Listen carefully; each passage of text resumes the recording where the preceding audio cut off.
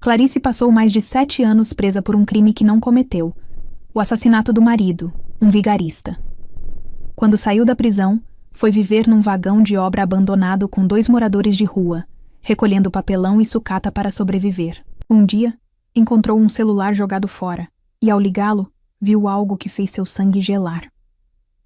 Amigos queridos, antes de continuar, escrevam nos comentários de qual lugar do mundo vocês estão nos acompanhando. É muito especial para nós saber até onde nossas histórias chegam e quais corações elas aquecem. Não esqueçam de curtir e aproveitem a leitura. O portão de ferro se fechou atrás dela com tanta força e decisão que parecia que o próprio destino colocava ali um ponto final. Clarice estava diante da liberdade, com uma certidão de soltura amassada na mão e R$ 200 no bolso do casaco desbotado. 7 anos, 4 meses e 11 dias. Foi o que a justiça lhe deu por um crime que ela não cometeu.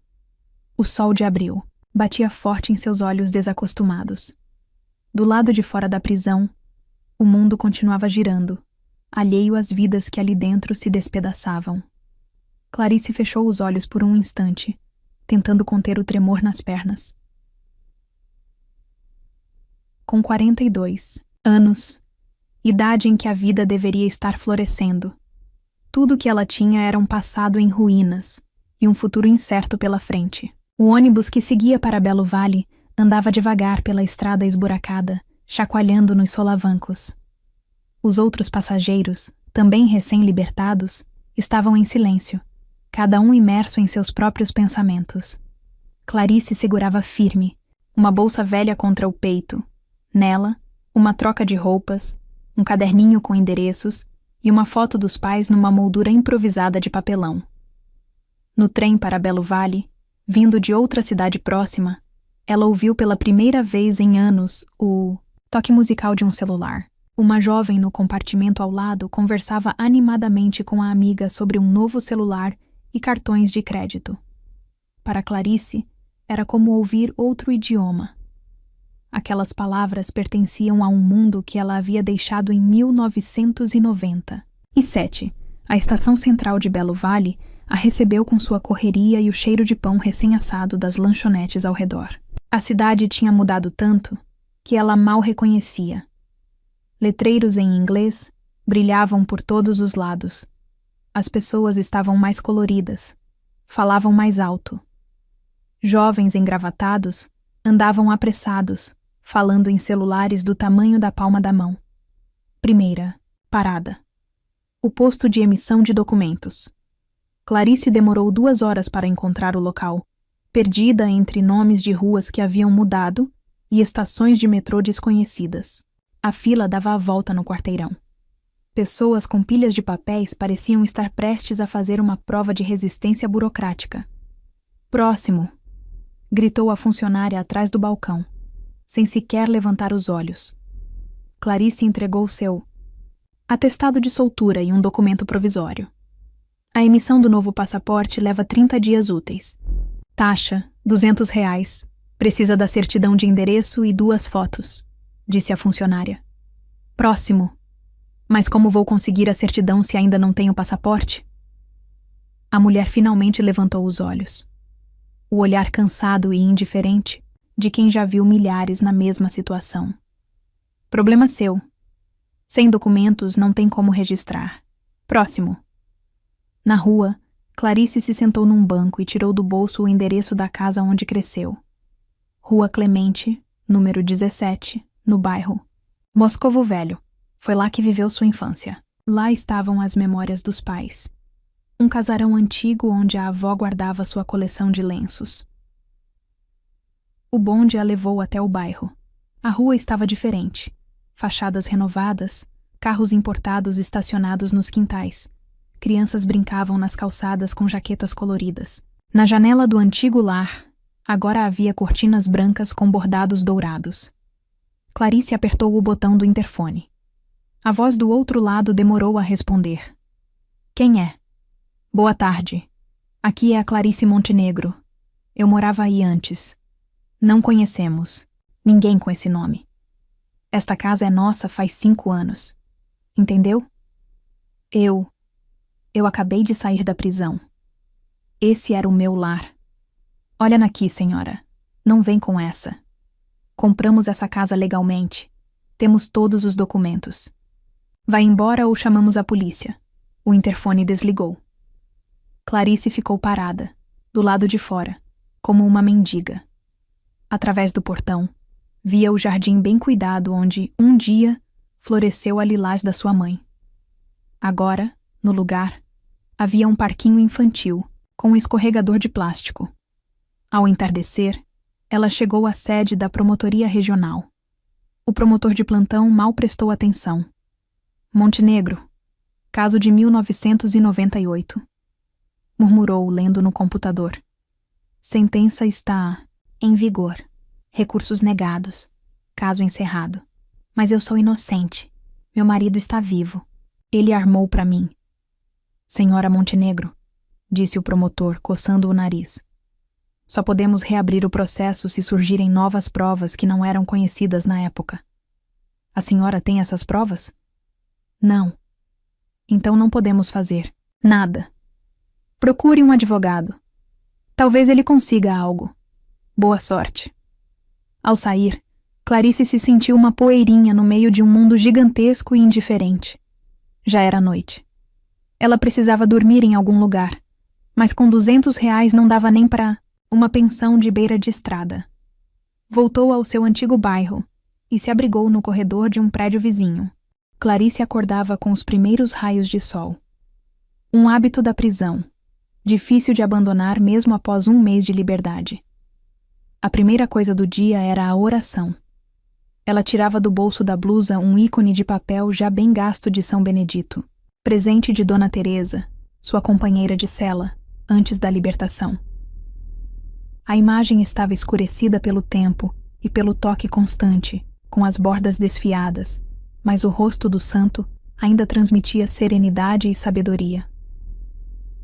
Pai nosso que estais no céu, sussurrava Clarice, ajoelhando-se diante de um pequeno altar improvisado, feito com uma caixa de pregos. As palavras vinham naturalmente, trazendo paz ao coração. Na prisão, ela rezava todos os dias, não por um milagre, mas por força, para suportar a provação. Agora, pedia o mesmo, só que a provação se chamava liberdade. Depois da oração, o café da manhã era o resto do pão de ontem e um chá preparado numa caneca de lata. Em seguida, trabalho. Seu Firmino a ensinou a ler a cidade como se fosse um livro, onde procurar latinhas de alumínio, onde descartavam papelão, a melhor hora para passar pelos centros comerciais. O principal é não ter vergonha, ele dizia, quando saíram juntos pela primeira vez. Você não está roubando. Está limpando o que os outros não querem mais. Isso é trabalho honesto.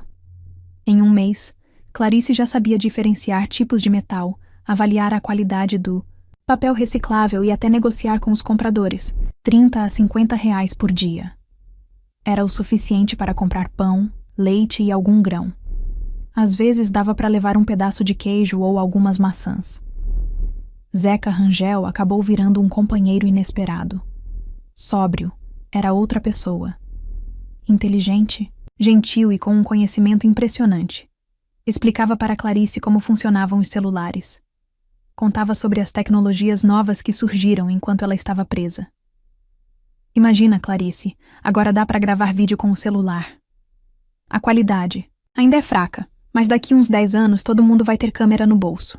Naquele dia de maio, eles estavam rondando um novo centro comercial no anel viário de Belo Vale. Uma torre de vidro que nem existia em 1997. Perto da entrada de serviço, havia contêineres de lixo. Seu Firmino mexia em um, pegando caixas de papelão. Zeca verificava o outro. Dona Clarice, olha só, chamou Zeca. Alguém jogou fora um celular. Ela se aproximou e viu, entre papéis de escritório, um aparelho preto com teclas, dentro de um estojo de couro da Siemens. Parecia caro e quase novo. Será que ainda funciona? Perguntou Clarice. Zeca virou o aparelho nas mãos, achou. O botão de ligar. A tela não acendia. A bateria devia estar descarregada. Mas e se a gente carregar? murmurou seu Firmino, coçando a cabeça. Uma vez vi um carregador num galpão velho. Parece que era de celular. Dá pra tentar. É perto daqui, numa casa abandonada. A eletricidade ainda tá ligada. O medidor nem lacrado é. Costumo dormir lá no inverno, quando tá muito frio. 2 horas depois, estavam sentados naquele lugar úmido, com cheiro de carvão, velho. Seu Firmino achou o carregador e ligou o celular. A tela piscou e brilhou com um tom esverdeado. Os 3 se inclinaram como se estivessem diante de uma bola de cristal. Funcionou! Comemorou Zeca. Olha, tem vídeos aqui. Ele fuçava nos botões, tentando entender o menu. Clarice olhava sem muito interesse. O que importavam vídeos de desconhecidos? Mas quando Zeca abriu o primeiro arquivo, seu coração disparou. Na telinha apareceu um rosto familiar. Rodrigo, seu marido, aquele que ela supostamente tinha matado, vivo, sorrindo, abraçando uma loira alta com um casaco de pele caro. Te amo, minha linda, dizia ele, beijando a mulher na bochecha. Lembra como tudo começou? Você morria de medo que minha esposa descobrisse. Clarice agarrou o celular com mãos trêmulas. No canto da tela, brilhava a data. 15 de março de 2004. 1 mês atrás.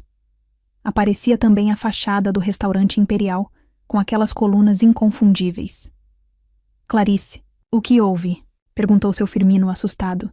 Ela não conseguia responder. Sentia um nó na garganta, como se tivesse engolido um carvão em brasa. Rodrigo estava vivo. Vivo e bem. Comemorando o aniversário de namoro com a amante, enquanto ela tinha passado 6 anos presa por supostamente tê-lo matado. Esse é meu marido, sussurrou ela. Fui presa por tê-lo matado, mas ele... Zeca empalideceu, sóbrio de repente. Pelo amor de Deus, ele te armou uma cilada. Clarice chorava, sem se conter. Ele forjou tudo, fingiu a própria morte e desapareceu.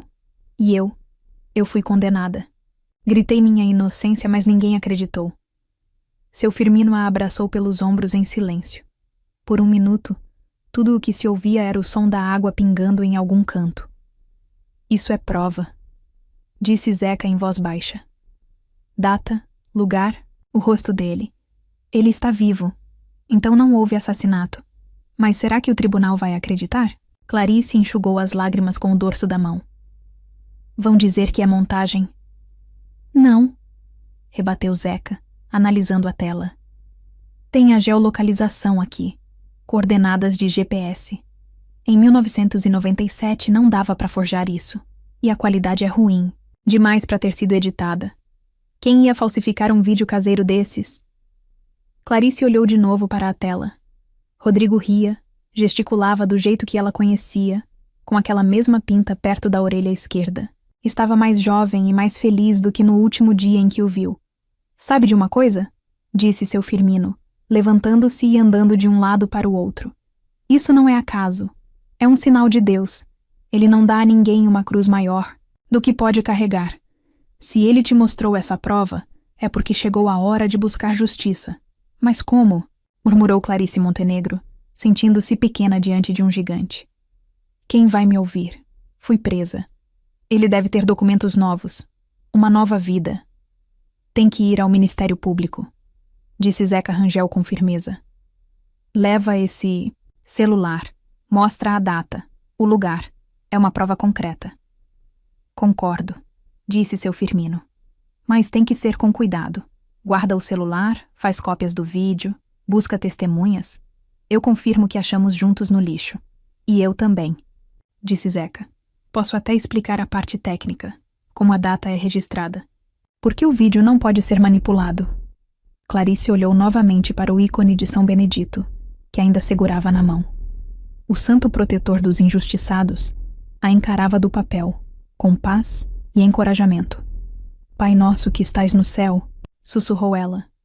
Obrigada por esse sinal. Dá-me força para ir até o fim. À noite, no barraco onde dormiam, assistiram de novo a todos os vídeos do celular. Além da gravação no Metropol, havia outras. Caio Brandão com a mesma mulher, num restaurante, em um apartamento, num sítio. Todas com datas entre 2003 e 2004. Uma vida paralela, enquanto ela apodrecia atrás das grades. "Amanhã você vai ao Ministério Público?" perguntou seu Firmino. "Vou", respondeu Clarice com firmeza. "Chega de me esconder. É hora de contar a verdade." Ela dormiu com o celular debaixo do travesseiro, com medo de acordar e descobrir que era sonho. Mas não era. Aquele achado era real. Os vídeos também. Pela primeira vez em 6 anos, ela sentia esperança de verdade. Do lado de fora, as árvores sussurravam, e ao longe, a cidade murmurava sua vida noturna. Clarice fechou os olhos e agradeceu. A Deus pelos caminhos misteriosos que levam alguém à verdade. Amanhã começaria uma nova vida. Uma vida em que ela lutaria pelo seu nome. Na manhã seguinte, Belo Vale a recebeu com o barulho dos bondes e o cheiro das ruas. Ela caminhava até o Ministério Público, apertando com força o celular, sua única prova de inocência. Cada passo ressoava em sua cabeça. O coração batia tão alto que parecia audível aos outros. A caminhada levou mais de 1 hora. Economizar com transporte era necessário. Clarice andava por ruas familiares, mergulhando no passado, naquela vida em que era apenas Clarice Montenegro, uma mulher comum de uma família respeitável. "Tá vendo essa pilastra?" ela dizia, mostrando os esquemas das pontes. "É a parte mais importante da estrutura. Se ela for firme, a ponte aguenta por séculos. Mas se a base estiver podre, tudo desaba. Na vida é igual. O mais importante é ter um alicerce sólido." A mãe de Clarice, Lúcia Andrade, era professora de língua portuguesa e literatura na Escola Municipal, número 42. Baixinha, elegante, com olhos castanhos vivos, ela tinha o dom de enxergar beleza nas coisas simples. Lia para Clarice trechos de Machado de Assis e Érico Veríssimo, levava a filha ao teatro e a ensinava a valorizar a arte verdadeira. Um dos maiores orgulhos da família era a coleção de Machado de Assis. Clarice se lembrava bem de como a mãe os tirava com cuidado do baú de cedro, os estendia sobre a mesa e contava a história por trás de cada estampa. O avô, Anselmo Volkmann, da Rússia, comprou o casarão em 1925 de uma família aristocrata que estava deixando o país. Na época, ele trabalhava no Ministério da Indústria Pesada e ganhava um bom salário. Não comprou pela oportunidade, mas por paixão. O preço era irrisório, e os antigos donos estavam vendendo tudo às pressas. "Não comprei uma casa", dizia o avô. "Comprei um pedaço da história da Rússia." A mãe de Clarice lembrava disso com orgulho. Dizia que Ostrovsky já tinha estado ali. Que, na sala de estar, um jovem Rachmaninov tocava piano. Que aquelas paredes guardavam conversas sobre literatura, debates sobre o destino do país. Clarice cresceu nesse ambiente, cercada de livros, música e carinho familiar. Era aplicada nos estudos, tirava as melhores notas e terminou o ensino médio com medalha de ouro. Entrou direto na Faculdade de Letras da Universidade Estatal de Belo Vale, sem precisar fazer vestibular, e se formou com louvor em 1984. Depois da faculdade, conseguiu emprego como editora na Editora da Educação. Gostava do trabalho, revisava livros didáticos de literatura e, às vezes, escrevia artigos pedagógicos. Era respeitada pelos colegas pelo profissionalismo e pela gentileza. Mas, na vida amorosa, as coisas nunca andavam. Na época da universidade, teve alguns namoros, mas nenhum que virasse algo sério. Depois dos 30, ficou ainda mais difícil conhecer alguém. Os homens interessantes já estavam comprometidos, e os solteiros muitas vezes eram imaturos ou desinteressantes. Os pais não a pressionavam, mas Clarice percebia uma leve tristeza no olhar da mãe. Lúcia sonhava com netos. Imaginava-se lendo contos de fadas para eles, costurando roupinhas para bonecas. Mas o tempo passava e a filha continuava sozinha. Em 1991, Os pais de Clarice morreram em um acidente de carro na rodovia Yaroslavskaya. O pai levava a mãe para o hospital após ela ter tido um infarto. Um caminhão colidiu com o Lada deles em uma estrada congelada. Ambos morreram na hora. Clarice os enterrou no cemitério Vale da Saudade, ao lado do avô. Parada diante das covas, recém-abertas, sentia-se como uma criança órfã, embora já tivesse 28 anos. A casa ficou vazia. A coleção de chales repousava no fundo do baú, uma beleza esquecida. Foi nesse período, no verão de 1992, que ela conheceu Caio Brandão. Estava comprando lembranças para os colegas, matrioscas e outros souvenirs, no mercado perto do Parque Florido. Os tempos estavam difíceis. O salário da editora atrasava, e ela precisava economizar. Ela estava em uma barraca de artesanato popular, de artigos estrangeiros.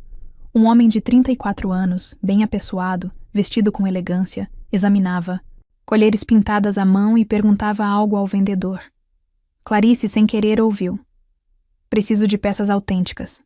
Meus parceiros da Alemanha entendem de arte russa. Falsificações não servem. O vendedor deu de ombros dizendo que aquilo era o que ele tinha. Caio suspirou frustrado e se preparou para sair. Clarice se aproximou, sem saber exatamente por quê. Desculpe, eu ouvi por acaso. O senhor procura artesanato russo autêntico? Ele se virou e sorriu com simpatia. Sim, mas aqui é difícil achar coisa boa.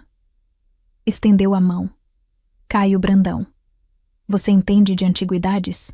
Clarice Montenegro. Entendo um pouco. Tenho em casa uma coleção de chales de Pavlovo Posad. São do século XIX, herança da minha bisavó.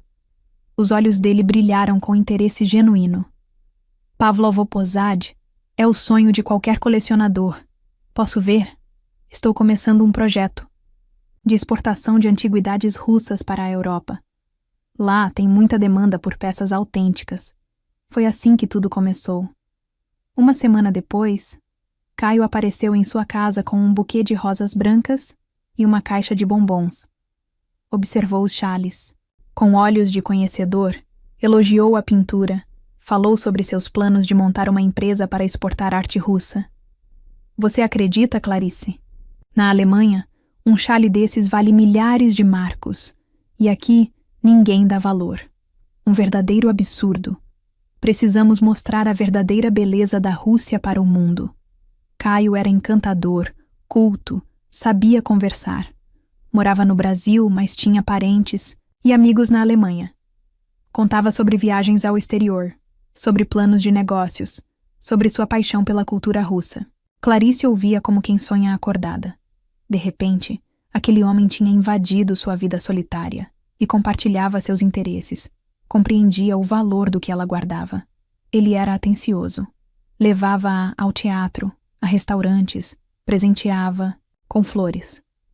Falava de um futuro a dois, de como montariam juntos uma empresa, viajariam pelo mundo divulgando o tesouro artístico russo. Você vai ser minha musa, sussurrava, beijando suas mãos. Vamos construir um império da beleza. Sua coleção é a base, e meu faro para negócios vai levar isso ao mundo. Clarice acreditava em cada palavra. Depois de tanto tempo sozinha, depois de tantas perdas, aquele carinho parecia um presente do destino. Ela se apaixonou, por ele e pelo futuro que ele pintava, em que seus chales seriam orgulho da arte russa no exterior. Só anos depois da prisão e das humilhações, ela entendeu como ele teceu sua teia com habilidade. Cada elogio, cada promessa, tinha sido calculado para desarmá-la. Desde o início, ele não queria a mulher. Queria a coleção, a casa, todo o patrimônio da família. Clarice parou diante do prédio da promotoria e respirou fundo. No bolso, o celular com as provas das mentiras dele. Era hora de contar a verdade sobre aquele homem que sabia fingir tão bem que até a justiça acreditou que ele estava morto. Então, Clarice Montenegro, sussurrou para si mesma, é hora de juntar os cacos. Subindo os degraus da promotoria, Clarice continuava repassando o passado como quem passa contas de um rosário de dor. Cada lembrança feria o peito, mas ela se obrigava a recordar. Precisava entender em que momento exato começara sua tragédia. Depois daquele encontro no mercado, Caio passou a fazer parte da vida dela com frequência. Ligava todos os dias, convidava para o teatro, para os novos restaurantes que pipocavam em Belo Vale.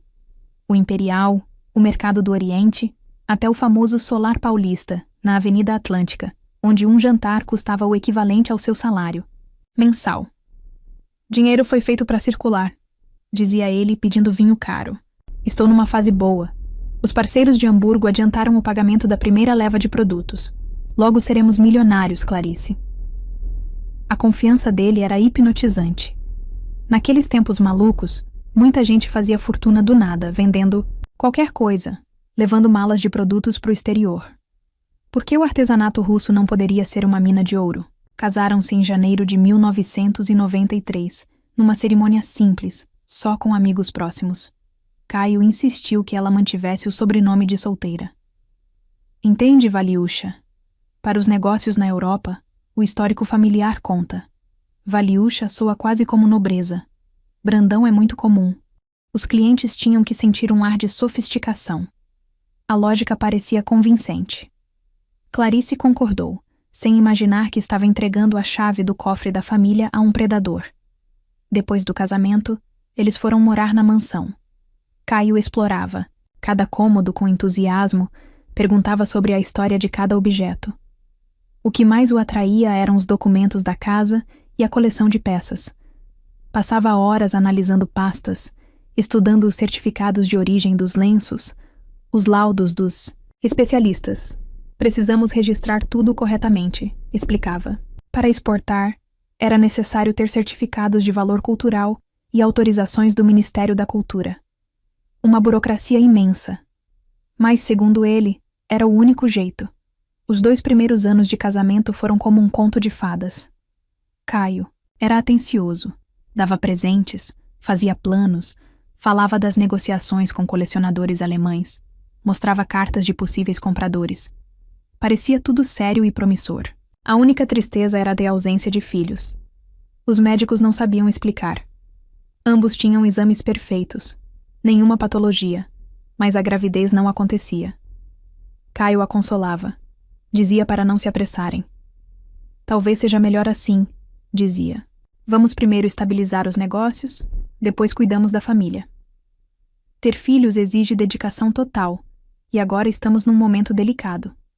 Ele chegou a comprar vitaminas para ela. Comprimidos importados e caros para a saúde. Feminina. Clarice tomava direitinho, com esperança de que seu corpo se fortalecesse e um herdeiro viesse. Só muitos anos depois, na enfermaria da prisão, ela ouviria de uma ginecologista a terrível verdade. Os sintomas que ela apresentava durante o casamento eram típicos de quem toma anticoncepcionais regularmente. Caio colocava hormônios em sua comida ou bebida para impedir a gravidez. Ele não queria filhos, só os bens. As primeiras suspeitas surgiram em 1995. Caio começou a chegar tarde, alegando reuniões de negócios.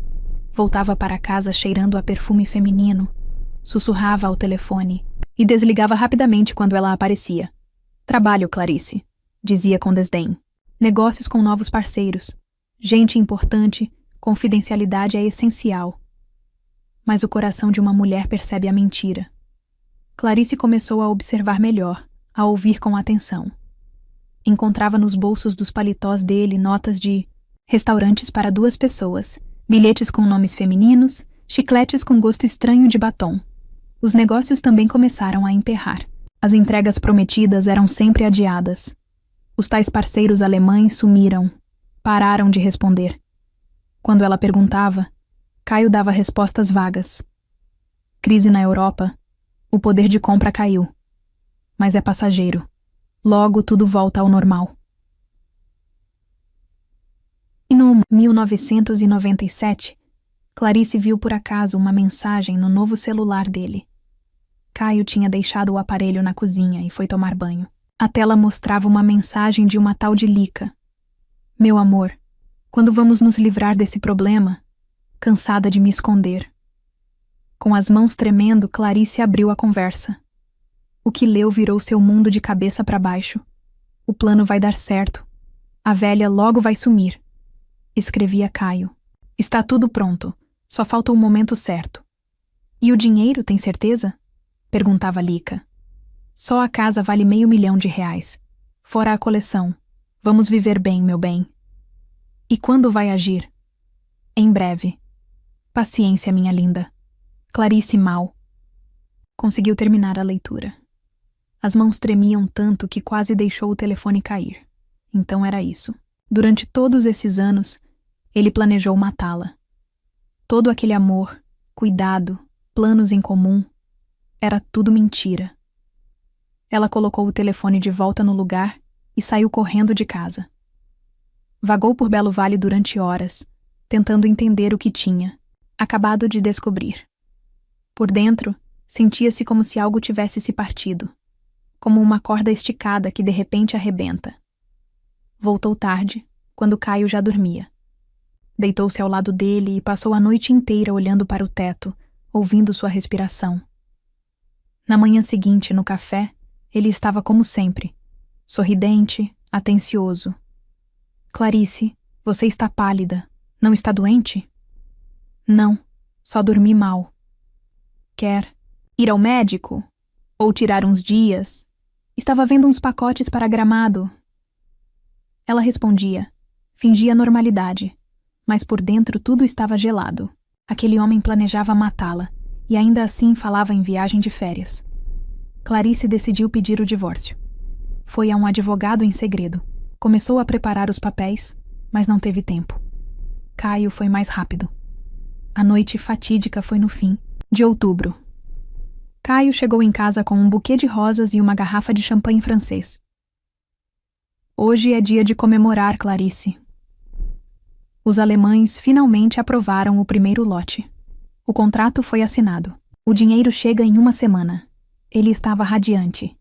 Abraçava-a, girava-a pela sala, abriu o champanhe, serviu as taças. A nós, minha querida. Ao nosso futuro feliz. Clarice levantou a taça, mas não bebeu. Algo nos olhos dele a inquietava. Brilho demais, sorriso aberto demais. Querido, me mostra o contrato. Fiquei curiosa. Amanhã eu mostro. Está no escritório. Agora vamos só brindar. Ele bebeu de um gole só e insistia para que ela fizesse o mesmo. Clarice apenas molhou os lábios e sentiu um gosto estranho, amargo, metálico. Discretamente despejou o conteúdo no vaso da planta. Querido, vou ao banheiro. Claro, querida. No banheiro, provocou vômito e lavou a boca várias vezes. O coração disparado. Era agora. Ele ia tentar matá-la. Voltou para a sala. Caio estava na janela, falando ao telefone. Sim, tudo, conforme o plano. Daqui a meia hora. Não, ela não suspeita de nada. Ao vê-la, desligou rápido. Eram os parceiros, confirmando os detalhes do contrato. Clarice sentou-se no sofá. Fingiu tontura. Não estou bem. Deve ter sido o champanhe. Deita um pouco, querida. Já vai passar. Ela fechou os olhos, fingindo desmaio. Caio se aproximou. Algo brilhou em sua mão. Uma faca de cozinha. Adeus, Clarice. Sussurrou. Nada pessoal. No último instante, Clarice se jogou para o lado. A faca cortou seu braço, deixando um ferimento profundo. Caio tropeçou e caiu. Clarice saiu correndo e bateu na casa dos vizinhos. O que veio depois foi como um pesadelo. Polícia, investigadores, testemunhas. Os vizinhos confirmaram que a viram saindo com o braço sangrando. Na casa, encontraram a faca com suas digitais e vestígios de sangue. Mas Caio tinha desaparecido. Sua mãe, Dona Amália Brandão, chorando, disse à polícia que o filho ligava dizendo que a esposa estava agressiva. Apareceram testemunhas dizendo que ouviam brigas constantes. Um perito encontrou sinais de luta na casa, mas nada de Caio. Um mês depois, um corpo foi encontrado no rio Belo Vale, sem documentos, desfigurado. A perícia afirmou que poderia ser Caio Brandão. Só então Clarice entendeu o quão bem planejada tinha sido toda essa farsa. Provavelmente pegaram um cadáver do necrotério. As testemunhas foram pagas para mentir. Nos anos 90, subornar um investigador ou perito era fácil. E ela, ingênua e confiante, caiu na armadilha como uma mariposa na chama. Caio conhecia sua psicologia. Sabia que ela era incapaz de violência, que acreditaria no amor, e seria enganada. A vítima perfeita para um crime perfeitamente arquitetado. Clarice parou em frente à entrada da promotoria. O celular no bolso, contendo as provas da mentira dele, parecia uma brasa incandescente. Era hora de começar a luta por justiça. Uma luta que poderia ser a última de sua vida. Os corredores da promotoria cheiravam a tinta velha e papel mofado. Clarice estava sentada num banco duro, apertando o celular com força nas mãos enquanto esperava ser atendida. Seu coração batia tão alto que parecia que todos que passavam conseguiam ouvir. Montenegro, Clarice. Chamou uma voz cansada. Pode entrar. Do outro lado da mesa, estava sentado um homem por volta dos 50 anos, com as têmporas grisalhas e olhos cinzentos e atentos. O crachá dizia: Renato Soares, investigador sênior. Sente-se. Ele indicou a cadeira à frente. O promotor de plantão me passou sua solicitação. Trata-se do caso de 1998, sobre o suposto assassinato do seu marido. Já adianto que só podemos reabrir processos com sentença transitada em julgado se houver novas provas. Clarice tirou o celular do bolso e o colocou sobre a mesa. Eu tenho uma prova, disse. Uma gravação de vídeo feita em março deste ano. Nela aparece o meu marido. Aquele que dizem que eu matei 7 anos atrás. Renato Soares arqueou a sobrancelha cético. Senhora Montenegro, eu entendo o seu desejo de se defender, mas a justiça não é um jogo. Já vimos várias tentativas de apelação com documentos variados. Apenas olhe, disse Clarice com firmeza. Só olhe. Relutante, Soares pegou o celular e deu play no vídeo. Na tela, surgiu o rosto de Caio. Vivo, sorrindo, abraçando. Uma loira na entrada do restaurante Imperial. O investigador franziu a testa. Voltou o vídeo, conferiu a data. Onde conseguiu isso? Encontrei num container de lixo. Tenho testemunhas. 2 homens me ajudavam a catar papelão e viram. Renato. Soares recostou-se na cadeira, esfregou a ponte do nariz. O ceticismo em seu olhar deu lugar ao interesse profissional. Isso não é suficiente. O vídeo pode ter sido editado, a data falsificada. Então façam uma perícia, insistiu Clarice. Estou disposta a qualquer verificação. Soares a encarou por um longo tempo. Depois, surpreendentemente, perguntou. Fale do seu marido. Nome, onde trabalhava, como se vestia. Clarice descreveu Caio em detalhes. Seus hábitos, jeito de falar, uma pinta perto da orelha esquerda, uma cicatriz na mão causada por um acidente na infância. Soares ouvia com atenção, fazendo perguntas pontuais. Sabe, disse ele por fim, ou você é uma atriz genial, ou está dizendo a verdade. E nesses 30 anos de carreira, aprendi a diferenciar. Ele se levantou e foi até a janela. Do outro lado do vidro, via-se os telhados cinzentos e um terreno baldio onde crianças jogavam futebol. Eu também tenho uma história de injustiça, disse em voz baixa. Minha esposa morreu em 1998 por causa de um apêndice. Um apêndice, veja só. No hospital público, a fila para a cirurgia era de 2 semanas. Na clínica particular fariam na hora, mas cobravam R$50.000.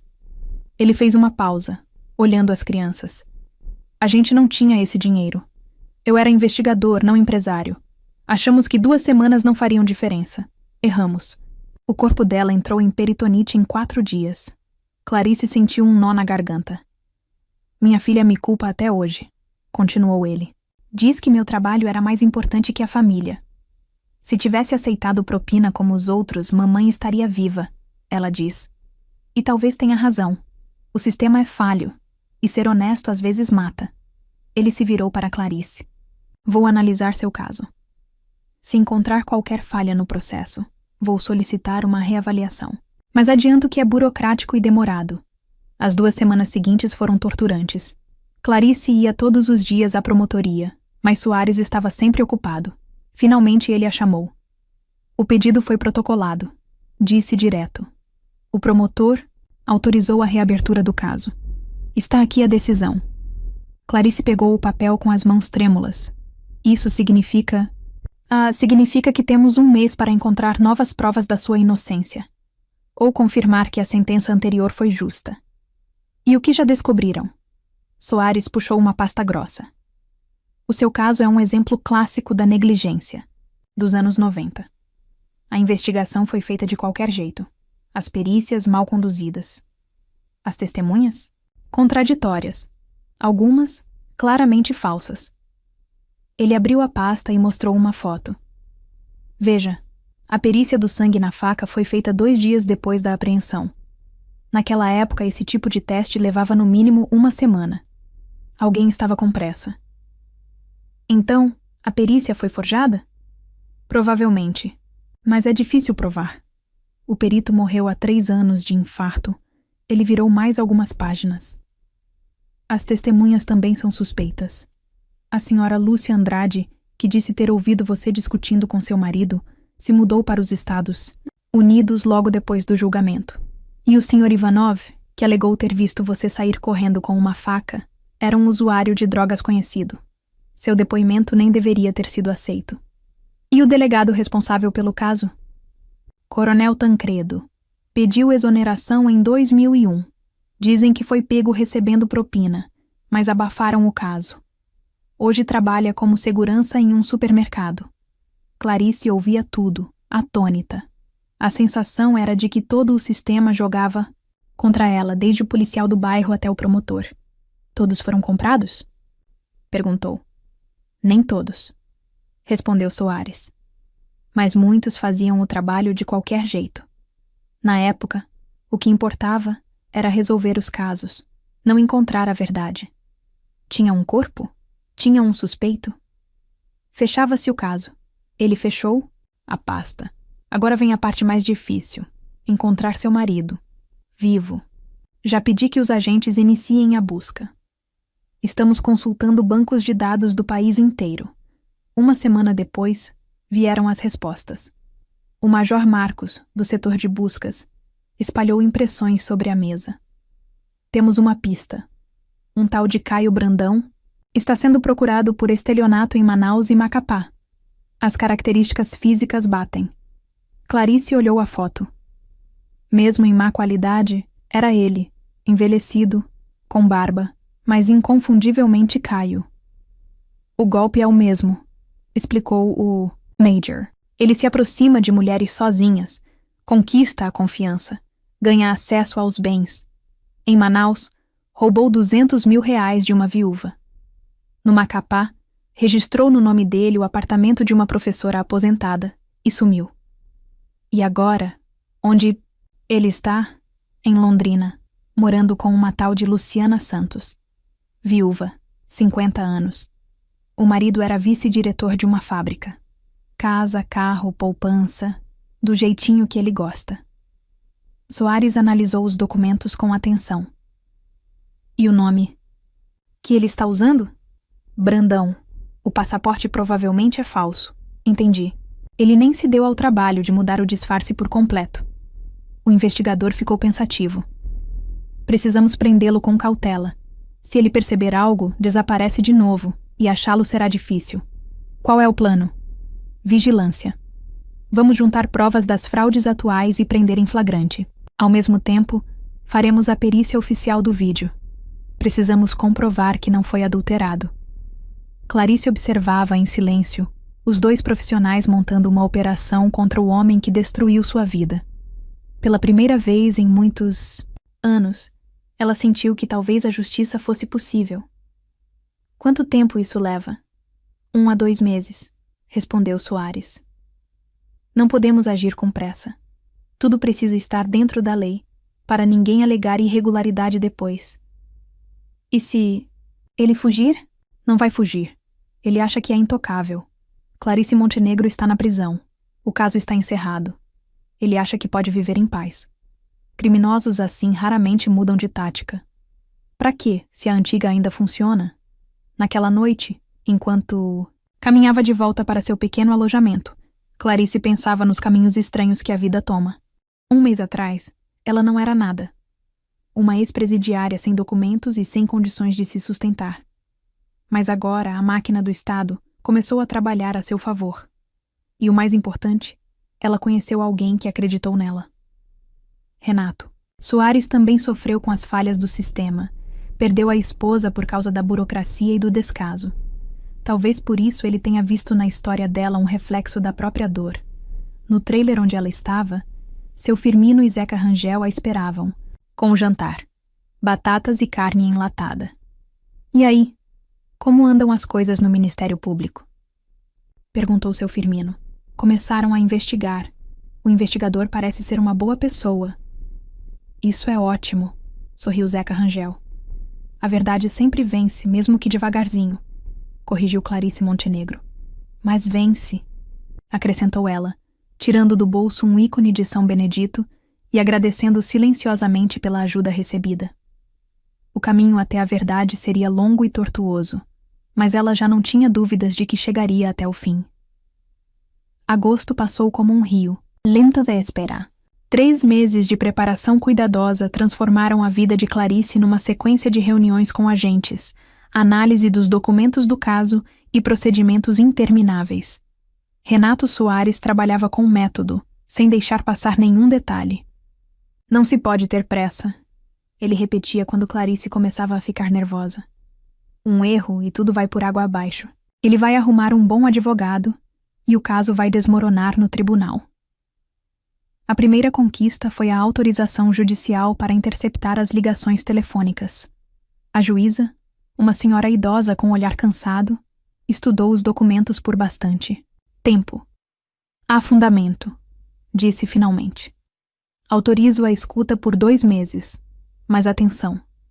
Qualquer erro no procedimento e as provas serão rejeitadas no tribunal.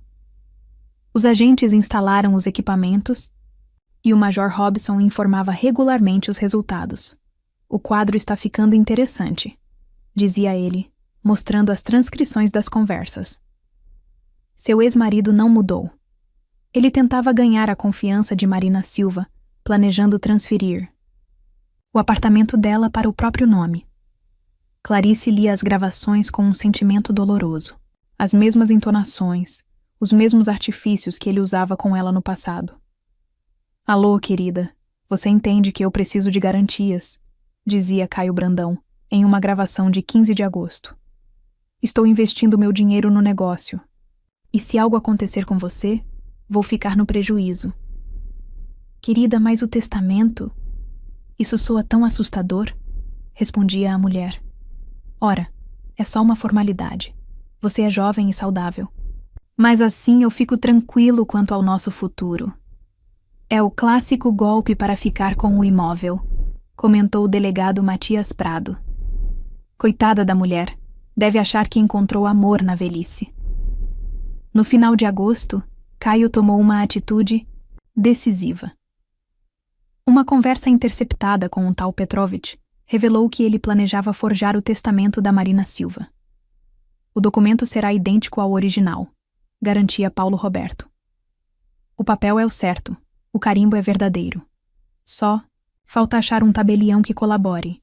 Se ele se recusar, a gente arranja outro. Por esse dinheiro vão aceitar. A operação foi marcada para o dia 3 de setembro.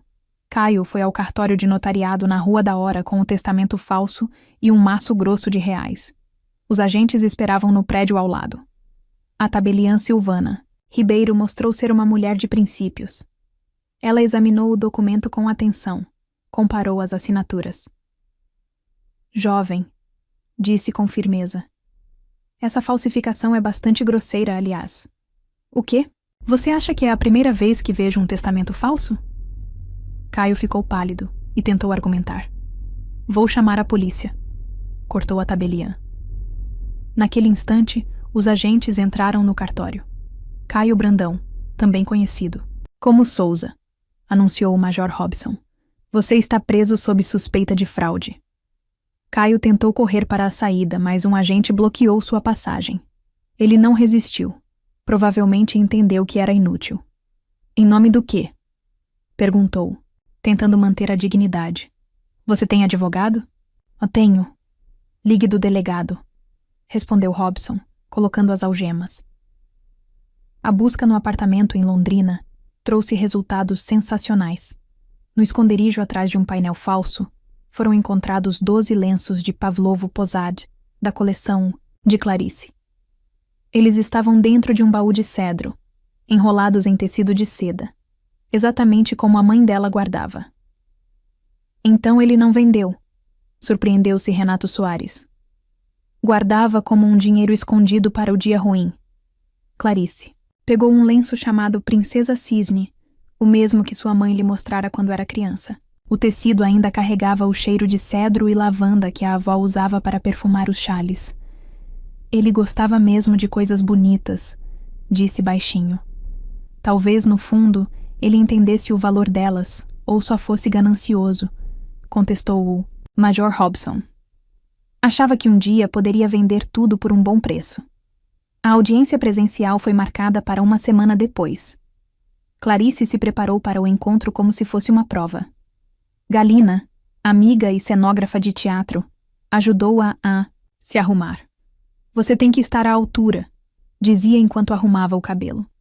Que esse desgraçado veja que não te quebrou. Galina emprestou um bom terno, sapatos e até escolheu um batom. Clarice se olhou no espelho e não se reconheceu. Pela primeira vez em anos, parecia a antiga Clarice Montenegro, e não mais a ex-presidiária. A sala do interrogatório era pequena e abafada. Caio estava sentado à mesa, acompanhado por um advogado, um jovem com ar confiante. Ao ver Clarice, ele empalideceu e desviou o olhar, como se visse um fantasma. Você reconhece esse homem? Perguntou o delegado Matias Prado. Sim, respondeu Clarice, firme. É meu ex-marido, Caio Brandão, que passou a usar o sobrenome Souza depois do casamento. O réu não é obrigado a responder, interveio o advogado. Que responda. Surpreendentemente, disse Caio. Cansei de ficar calado. Ele ergueu a cabeça e olhou nos olhos de Clarice. Seu olhar mostrava cansaço e uma espécie de desespero. Sim, sou eu, Caio Brandão. Forjei minha própria morte em 1997. O advogado se assustou e tentou interromper o cliente, mas ele acenou com a mão para continuar. Por que fez isso? Perguntou o delegado Matias Prado. Caio ficou em silêncio, buscando as palavras. Vocês não vão entender. Vocês nasceram com a colher de prata na boca, disse olhando para Clarice com amargura. Mansão no centro de Belo Vale. Coleção. De antiguidades. Educação. E eu? Fui criado em um cortiço, mãe faxineira, não conheço meu pai. Vocês, ricos, acham que a gente tem que servir vocês a vida toda. Mas por que você me colocou nessa situação? Perguntou Clarice. E o que eu poderia fazer? Caio falava cada vez mais rápido, como se uma barragem tivesse se rompido.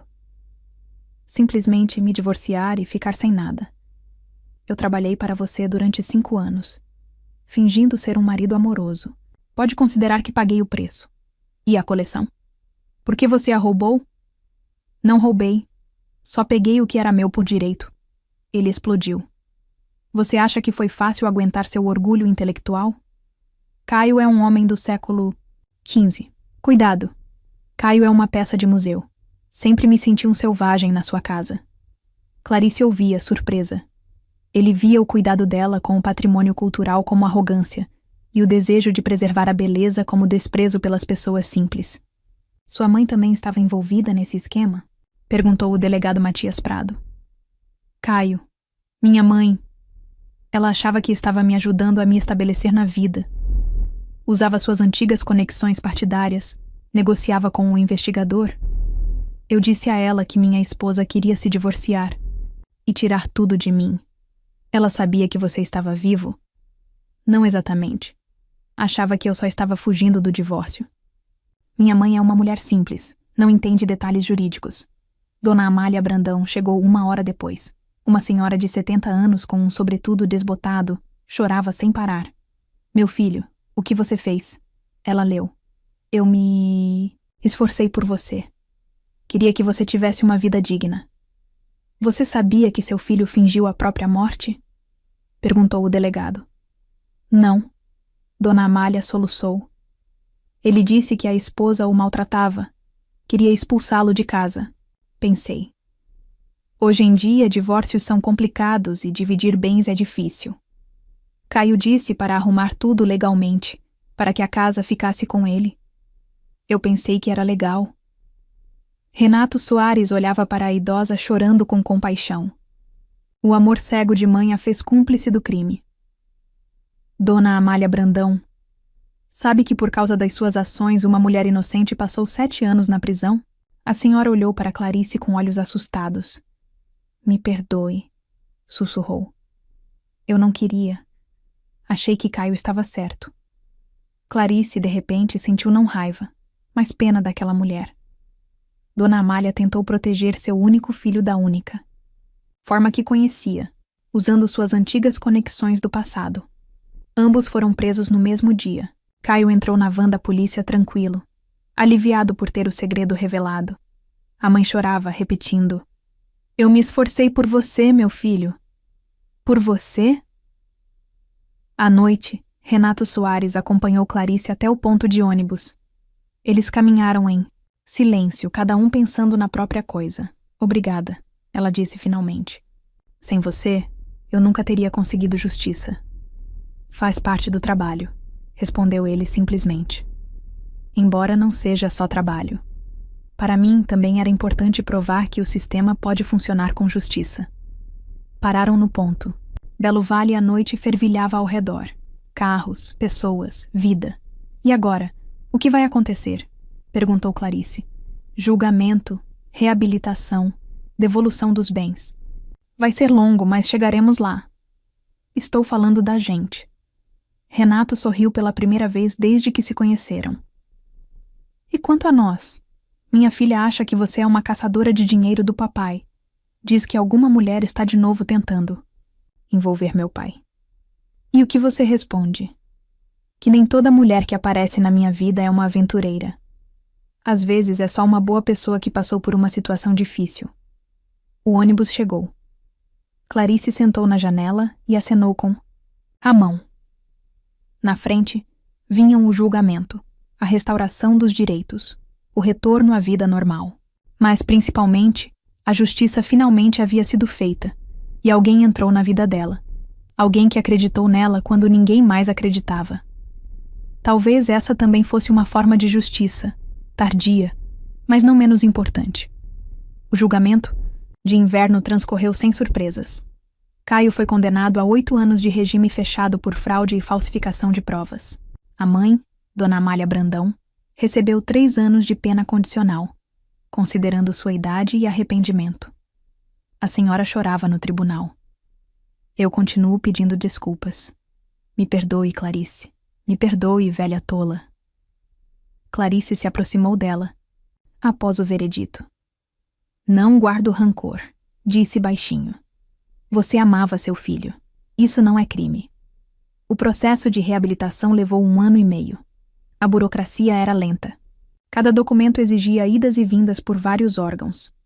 Só no outono de 2005, Clarice foi oficialmente reabilitada, recebeu direito à devolução dos bens e uma compensação. A mansão a recebeu vazia. Durante os anos em que esteve sob posse alheia, a casa ficou degradada.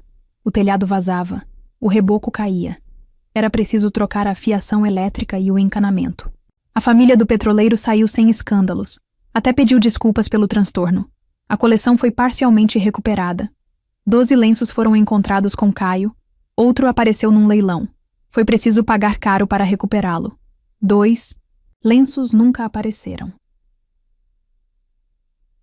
O dinheiro para o concerto veio de um raro lenço do século XIX, pintado com o tema Estações Russas.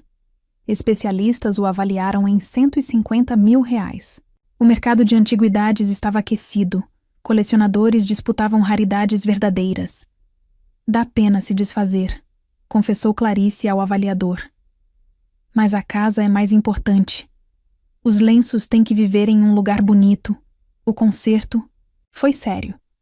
No subsolo, ela decidiu montar uma oficina de restauração têxtil, uma atividade que tinha alma e poderia gerar renda.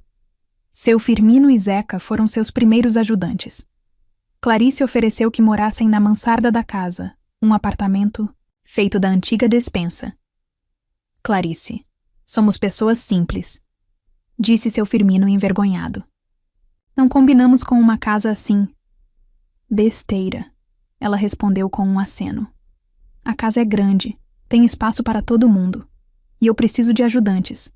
Quem mais entende tão bem de coisas antigas? Zeca largou de vez a bebida, regularizou seus documentos e foi oficialmente contratado para cuidar da oficina. Descobriu-se que suas habilidades organizacionais e conhecimento técnico foram muito úteis para o trabalho. O relacionamento com Renato evoluiu devagar, de forma madura. Eles saíam, iam ao teatro, conversavam sobre livros e trabalho. A filha dele, Lorena, inicialmente recebia Clarice com frieza. Papai, aquela mulher veio de novo? Perguntava a menina de 17 anos. Será que ela está atrás do... Seu dinheiro? Está grudada em você? Lorena, não fale bobagem. O pai a repreendia suavemente. Clarice Montenegro é uma boa pessoa. Ah, uma boa, né? Lorena bufava. Já vi boas dessas, mas pouco a pouco o gelo foi derretendo. Clarice não se impunha, não tentava substituir a mãe da garota, só estava lá quando a menina precisava de ajuda nos estudos ou de um conselho feminino. O casamento aconteceu no verão de 2006, uma cerimônia simples, em família e com amigos próximos. Lorena vestiu um vestido branco e sorriu para Clarice pela primeira vez, espontaneamente. Papai está feliz, disse ela depois da cerimônia. Faz tempo que não o via assim. Decidiram morar na mansão. O apartamento de Renato era pequeno para a família grande que planejavam. Um mês após o casamento, Clarice Montenegro conheceu Lia. No Lar Esperança do Amanhã, ela apareceu a trabalho, restaurando antigos estandartes para o museu da instituição. Uma menina de 5 anos estava sentada num canto da sala de leitura, olhando um livro ilustrado. Lenços tão bonitos, disse ela ao ver as fotos dos lenços tradicionais de Pavlovsky-Posad no álbum. Você gosta? Clarice se agachou ao lado dela. Gosto, mas eu não tenho nenhum. Na verdade, eu não tenho nada. O coração de Clarice apertou.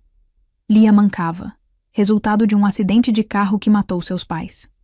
Os médicos diziam que a mancada podia ser corrigida, mas precisaria de cirurgia e uma longa reabilitação.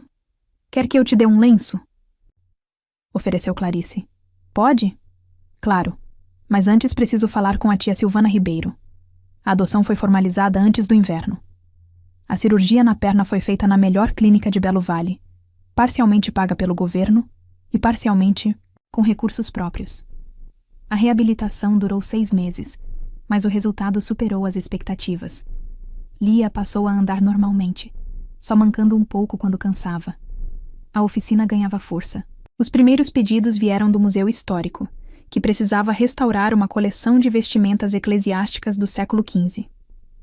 Clarice trabalhava com precisão de joalheira, restaurando fios e tinturas, devolvendo aos tecidos seu aspecto original. No fim de 2006, já dava para pagar um salário digno aos funcionários.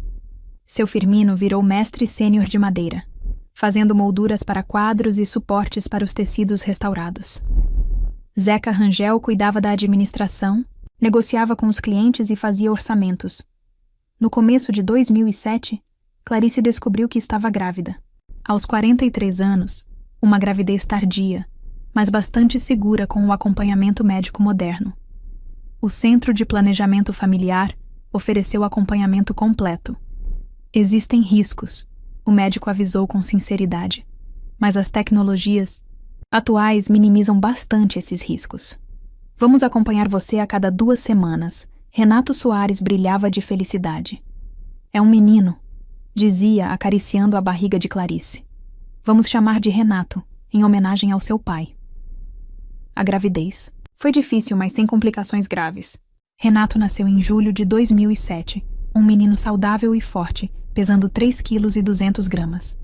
Um verdadeiro príncipe, suspirava seu Firmino, embalando o bebê nos braços.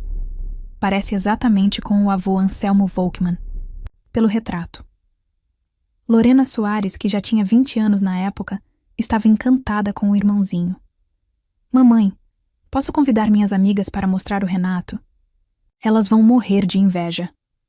A palavra mamãe saiu natural, sem forçar. Clarice entendeu que a família finalmente se formara, não rapidamente, mas de forma sólida.